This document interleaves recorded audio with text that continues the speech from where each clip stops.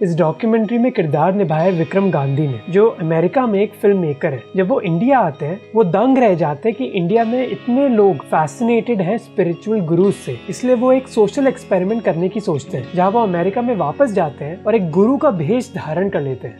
Hello. जिसके पास तरकीब है जिंदगी की सारी प्रॉब्लम सॉल्व करने के लिए। वो मेडिटेशन करने लग गया और बनी बनाई चीजें बोलने लग गया। Begin to feel blue light. लोगों को ये दिखाने के लिए कि वो कितना धार्मिक है, और आप मानोगे नहीं कि धीरे धीरे उसके फॉलोअर्स बढ़ने लग गए। कई लोग उनके पास आने लग गए अपनी प्रॉब्लम्स को लेकर, और इनफैक्ट कुछ लोगों ने ये भी कहा कि इस बाबा की वजह से उनकी जिंदगी में चेंज भी आने लगा है। I will tell my kids, my grandkids about this wonderful person that came into my life and changed me. तो ये हुआ कैसे? प्लेसिबो इफेक्ट की वजह से। प्लेसिबो बेसिकली ऐसी ट्रीटमेंट है जहां आपको लगता है कि आपको एक दवाई दी जा रही है, पर असली में वो दवाई नकली है। जैसे मान लो आप कमजोर फील कर रहे हैं और मैं आपको एक ग्लास थमा दूं, आप वो ग्लास पी जाओगे ये समझ के कि उस ग्लास में दवाई है, पर उस ग्लास में एक्चुअली बस पानी है। पर आपका दिमाग ये मान लेगा कि क्योंकि आपने दवाई ली है तो अब आप बेहतर फील करने लग जाओगे। इसी को कहा जाता है प्लेसिबो इफेक्ट। और रिसर्च ने दिखाया कि डिप्रेशन, स्लीप और कैंसर जैसी बीमारियों में भी प्लेसिबो इफेक्ट का एक पॉजिटिव इम्पैक्ट पड़ता है। इसीलिए लोग पॉजिटिव थिंकिंग के बारे में बात करते हैं, क्योंकि ऐसी चीजें कई प्रॉब्लम्स को सॉल्व कर सकती है। तो जब ये बाबा भी अपनी सलाह देते हैं, उस सलाह में कुछ जादू ही नहीं है। जादू ही बस ये है जब वो फॉलोअर्स मान जाते हैं कि उस सलाह की वजह से उनकी जिंदगी चेंज होने वाली है। तीसरा कारण जिसकी वजह से ऐसे बाबा फेमस हो रहे हैं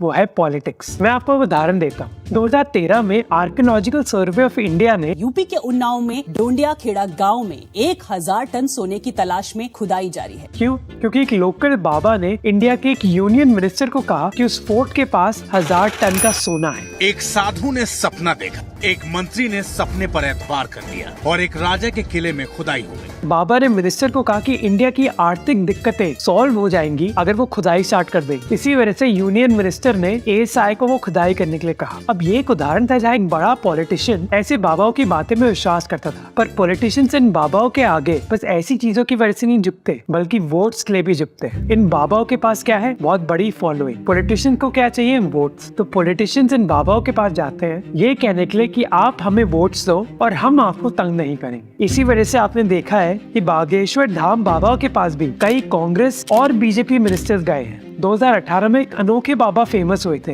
कंप्यूटर बाबा, जो मध्य प्रदेश सरकार की आलोचना करने लग गए। नर्मदा को यदि बचाना है और गौ माता को बचाना है, गौ की दुर्दशा देखी नहीं जा रही है, शिवराज सरकार को जड़ से उखाड़ के मध्य प्रदेश से बाहर फेंकना होगा। चीफ मिनिस्टर के साथ एक इमरजेंसी मीटिंग के बाद कंप्यूटर बाबा ने अपनी आलोचना बंद कर दी। क्यों?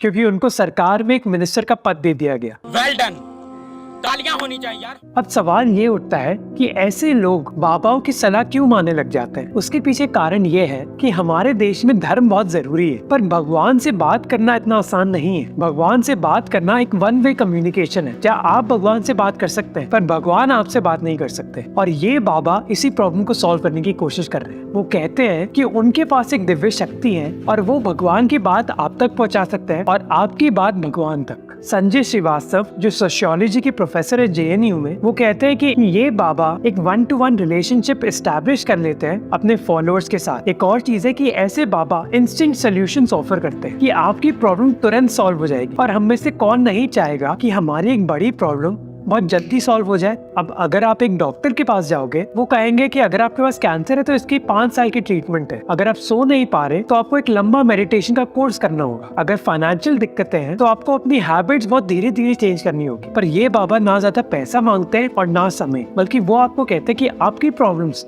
तुरंत सॉल्व हो सकती है। अब प्लेसिबो इफेक्ट की वजह से कुछ प्रॉब्लम सॉल्व हो रही है तो वो अच्छी बात है। प्रॉब्लम इस प्लेसिबो इफेक्ट में नहीं है। प्रॉब्लम है कि ये बाबा अंधविश्वास फैलाते हैं, इसका एक बहुत बुरा परिणाम हो सकता है। आंध्र प्रदेश के चित्तूर डिस्ट्रिक्ट में 2 बहनों का मौत हुआ था। ये मौत किया किसने था? उन दोनों लड़कियों के माता पिता ने। The couple accused of killing their own 2 daughters, believing that they can be resurrected, has been arrested. क्योंकि वो ये मानते थे कि अगर वो अपने बच्चे को मार देंगे तो उन बच्चों का पुनर्जन्म होगा सतयुग में। इन्वेस्टिगेशन के बाद पता चला कि वो माता पिता कई बाबाओं को फॉलो करते थे और क्लियरली ऐसा अंधविश्वास बहुत डेंजरस हो सकता है। अब इस चीज के सोल्यूशंस क्या है? पहली चीज है कि हम अंधविश्वास हटाने की कोशिश कर सकते हैं हमारे समाज हो। कर्नाटका और महाराष्ट्र जैसी स्टेट्स ने एंटी सुपरस्टिशन एक्ट पास करी है, पर सेंट्रल गवर्नमेंट ने इस बारे में इतना विचार नहीं किया। सरकार के लिए जरूरी है कि साइंस भी प्रमोट करी जाए सभी लोगों के बीच, और कई एनजीओ ऐसा करने की कोशिश कर रही हैं। जैसे अंधश्रद्धा निर्मूलन समिति एक एनजीओ है जो साइंस को प्रमोट करने की कोशिश करती है। याच्यात भूत वगैरे काही नाहीये, एक साधा